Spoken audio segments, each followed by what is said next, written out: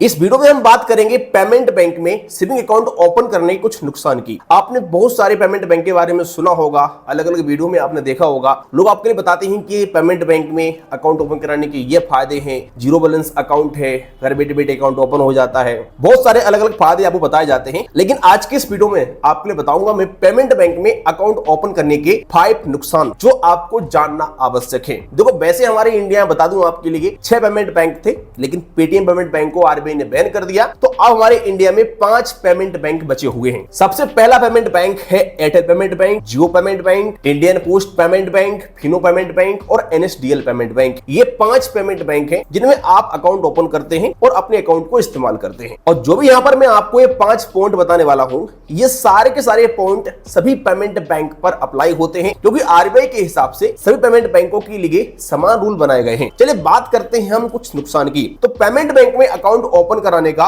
सबसे पहला नुकसान आता है लिमिटेशन का। आप लोगों को ऐसा लगता होगा कि पेमेंट बैंक में अगर हमने अपना अकाउंट ओपन कर लिया तो हमारा अकाउंट एक बड़ा सेविंग अकाउंट ओपन हो गया है, जितनी मर्जी उतना बैलेंस रखेंगे, कोई टेंशन नहीं है। जबकि ऐसा नहीं। आरबीआई ने पेमेंट बैंक के अकाउंट का एक लिमिट तय किया है कि अगर कोई कस्टमर किसी पेमेंट बैंक में अपना अकाउंट ओपन करता है तो वो कस्टमर पेमेंट बैंक के अपने सेविंग अकाउंट में 2 लाख रुपए से अधिक बैलेंस नहीं रख सकता है। ये पेमेंट बैंक के अकाउंट की एक लिमिट होती है। यदि आप किसी पेमेंट बैंक के अकाउंट में 2 लाख रुपए से अधिक का बैलेंस रखते हैं तो आपका पेमेंट बैंक का सेविंग अकाउंट ब्लॉक हो सकता है, वो फ्रीज हो सकता है। तो इस बात का आपको ध्यान रखना है कि अगर आप किसी पेमेंट बैंक में अपना कोई सेविंग अकाउंट ओपन कर रहे हैं तो उसमें आप 2 लाख रुपए से अधिक का बैलेंस ना रखें। पहले तो ये लिमिट 1 लाख रुपए थी, लेकिन फिर आरबीआई ने इसको बढ़ा के 2 लाख कर दिया है। लेकिन अभी भी आप कुछ पेमेंट बैंकों में 2 लाख से अधिक का बैलेंस भी रख पाते होंगे। उसके पीछे का रीजन ये है कि इन पेमेंट बैंकों ने अलग अलग बैंकों से पार्टनरशिप करके रखा है। तो जो आपका 2 लाख से अधिक का बैलेंस होता है अकाउंट में, ये किसी बैंक में एफडी अमाउंट में कन्वर्ट कर देते हैं। लेकिन नॉर्मली आप पेमेंट बैंक में 2 लाख रुपए से अधिक का बैलेंस नहीं रख सकते हैं। जबकि आपको बता दूं मैं कि किसी बड़ी बैंक में ऐसा कोई रूल नहीं होता है। यदि आपका अकाउंट किसी सरकारी बैंक में है, प्राइवेट बैंक में है, या फिर आपका अकाउंट किसी स्मॉल फाइनेंस बैंक में है, तो वहां पर ऐसा रूल नहीं होता है। बाकी बैंकों में आप अपनी इनकम के हिसाब से जितना मर्जी उतना बैलेंस रख सकते हैं, कोई ऐसी लिमिटेशन नहीं होती है। और ये 2 लाख रुपए का अमाउंट बहुत छोटा होता है। अगर कोई व्यक्ति अपने अकाउंट को as a primary account use कर रहा है तो उसके लिए कभी ना कभी समस्या का सामना करना ही पड़ेगा। तो पहला नुकसान यहां पर इसका ये है। हम बात करते हैं सेकंड नुकसान की। देखो, सेकंड नुकसान है ब्रांच का। आपको पेमेंट बैंक का आपके आसपास कोई ब्रांच देखने को नहीं मिलेगा। हाँ, कुछ पेमेंट बैंकों के सीएसपी पॉइंट होते हैं जो कोई वेरीफाइड ब्रांच नहीं होते हैं, कोई वहां पर रूल नहीं होता है। लोकल एरिया के जो दुकानदार होते हैं, किसी व्यक्ति की ऑलरेडी दुकान खुली है, वही आरडी ले लेता है सीएसपी पॉइंट की और वहां पर खोल देता है। तो अगर आप उन पॉइंट पे जाते हैं, अपना कोई काम कराते हैं, तो कई बार ऐसे केस देखने को मिले कि वो लोग फ्रॉड भी कर देते हैं। मेरे हिसाब से आप किसी प्रकार के पेमेंट बैंक के बैंकिंग पॉइंट से काम नहीं कराना चाहिए, क्योंकि ये कोई ऑथेंटिक पर्सन नहीं होते हैं कि कोई ब्रांच है, आईएफएससी कोड है उनका और कोई आरबीआई के रूल के हिसाब से वर्क कर रहे हैं। बहुत सारे केस देखने को मिलते हैं कि पेमेंट बैंक के बैंकिंग पॉइंट वालों ने फ्रॉड कर दिया, किसी का बैलेंस निकाल दिया, किसी के अकाउंट में अपना मोबाइल नंबर अपडेट कर दिया। और इससे पहले आपने देखा होगा कि जो पेटीएम पेमेंट बैंक था, जिसको आरबीआई ने बैन कर दिया है, उसके साथ भी सेम कहानी हुई थी कि जो इनके बैंकिंग पॉइंट वाले थे, जो आरडी लेके रखे थे बैंकिंग पॉइंट की, उन्हें मिलता था अकाउंट ओपन करने का कमीशन 40-50 रुपए का। तो वो किसी व्यक्ति का विदाउट परमिशन के अकाउंट ओपन कर देते थे। कोई व्यक्ति मान लो किसी काम के लिए गया, उसका फिंगरप्रिंट लगवाया, अकाउंट ओपन कर दिया। कहने को तो पेमेंट बैंक के आपके आसपास बहुत सारे बैंकिंग पॉइंट देखने को मिल जाते हैं, लेकिन इन बैंकिंग पॉइंट से आप जितना बचेंगे आप उतने फायदे में रहेंगे। कोशिश करें कि अपने अकाउंट को आप ऑनलाइन यूज करें, मोबाइल बैंकिंग इस्तेमाल करें, कस्टमर केयर से बात करें। तो ये भी एक बड़ा नुकसान है। मान लो कोई समस्या हमको आती है कभी और हम ऑनलाइन हेल्प नहीं ले पा रहे हैं और ब्रांच में जाना चाहते हैं कुछ अपडेट कराने के लिए, तो पेमेंट बैंक का ब्रांच हमें देखने को नहीं मिलता है हमारे आसपास। इसके अलावा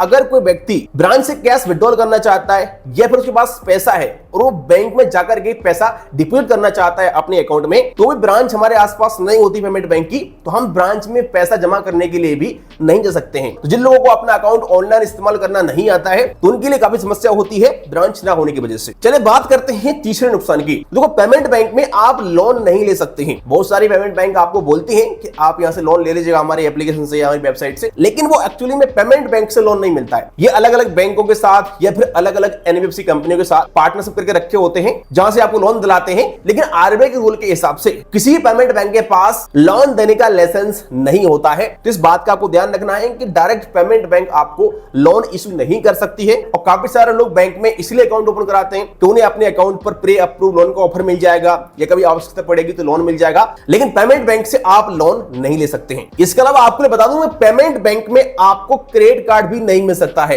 पेमेंट बैंक के पास क्रेडिट कार्ड इशू करने का लाइसेंस भी नहीं होता है। अब आप बोल रहे होंगे बहुत सारी ऐसी पेमेंट बैंक हैं जिनके मार्केट में क्रेडिट कार्ड आते हैं, जिसकी एयरटेल का एक्सिस बैंक क्रेडिट कार्ड। तो एयरटेल ने एक्सिस बैंक के साथ मिलकर के पार्टनरशिप में क्रेडिट कार्ड लॉन्च किया है को branded. Airtel axis bank credit card issue करने वाला बैंक एक्सिस बैंक है, एयरटेल पेमेंट बैंक नहीं है। तो को ब्रांड क्रेडिट कार्ड आपको मिल सकता है किस पेमेंट बैंक का, लेकिन इनके पास डायरेक्ट क्रेडिट कार्ड इशू करने का लाइसेंस नहीं होता है। इसके अलावा पेमेंट बैंक में अकाउंट ओपन करने का लास्ट नुकसान यह है कि पेमेंट बैंक में चार्जेस अधिक कटते हैं। मैक्सिमम पेमेंट बैंक में आपके चार्जेस ज्यादा कटते हैं। हाँ, कुछ पेमेंट बैंक ऐसे भी हैं जिनमें चार्जेस आपके कम लगते हैं, लेकिन जो फेमस पेमेंट बैंक हैं उनमें अगर आप अपना अकाउंट ओपन कराएंगे तो आपको काफी भारी यहां पर चार्जेस देना पड़ता है। जैसे अगर मैं बात करूं एयरटेल पेमेंट बैंक की, जो कि इंडिया का फर्स्ट पेमेंट बैंक है और नंबर ऑफ कस्टमर के हिसाब से देखा जाए तो ये सबसे बड़ा पेमेंट बैंक है और ये चार्ज के मामले में नंबर 1 पर आता है। पहले नंबर पे आता है इनका अकाउंट ओपनिंग का चार्ज 100 रुपए जीएसटी। सेकंड नंबर पे आता है अकाउंट मेंटेनेंस चार्ज 50 रुपए जीएसटी पर क्वार्टर। इसके अलावा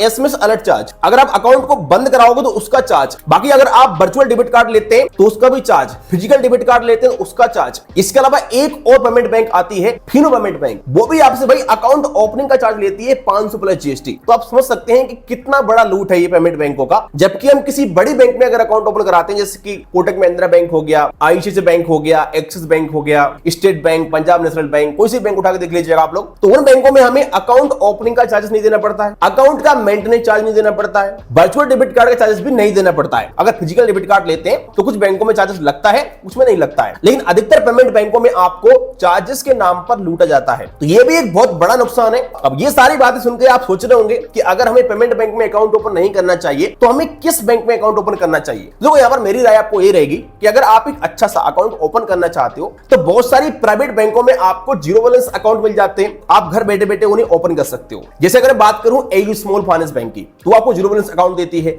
इंडसइंड बैंक में आपको 3 जीरो बैलेंस अकाउंट मिलते हैं जिन्हें आप घर बैठे बैठे ओपन कर सकते हो। कोटक महिंद्रा बैंक में आपको 2 जीरो बैलेंस अकाउंट मिलते हैं जिन्हें आप घर बैठे बैठे ओपन कर सकते हो। इसके अलावा स्टेट बैंक हो गया, पीएनबी बैंक हो गया, ढेर सारी बैंकों में आपको जीरो बैलेंस अकाउंट मिल जाते हैं जिन्हें आप ऑनलाइन ओपन कर सकते हो। कुछ best zero balance account open करने के मैं आपको इस वीडियो के डिस्क्रिप्शन में लिंक भी डाल दूंगा, तो आप क्लिक करके अपना जीरो बैलेंस अकाउंट ओपन कर सकते हो। और उन बैंकों में आपका अकाउंट ओपनिंग चार्ज नहीं कटता है, कोई भी अकाउंट का मेंटेनेंस चार्ज नहीं कटता है, और कुछ बैंकों में एसएमएस चार्ज भी नहीं कटता है। और अगर आप अपना अकाउंट किसी प्रॉपर बैंक में ओपन कराते हो तो उस बैंक में आपको chequebook, passbook, debit card, loan, credit card, इस प्रकार के सारे ऑप्शन मिल जाएंगे। ब्रांच भी आपके आसपास मिल जाएगी। लेकिन पेमेंट बैंक में बहुत सारी लिमिटेशन होती है जिनकी वजह से हमारे लिए पेमेंट बैंक में अकाउंट ओपन करने से बचना चाहिए। बाकी आपकी क्या राय है, आप लोग पेमेंट बैंक में अकाउंट ओपन करना पसंद करते हैं या नहीं करते हैं, मुझे कमेंट का जरूर बताइएगा। वीडियो पसंद है लाइक करेगा। चले मिलते हैं किसी नेक्स्ट वीडियो में।